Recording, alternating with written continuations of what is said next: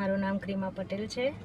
મારી ઇગ્નિશ નવી ગાડી પર જ હું શીખી છું અને મને રિવર્સમાં પાર્કિંગ કરવાનું ને એ બધી પ્રોબ્લેમ આવતી હતી.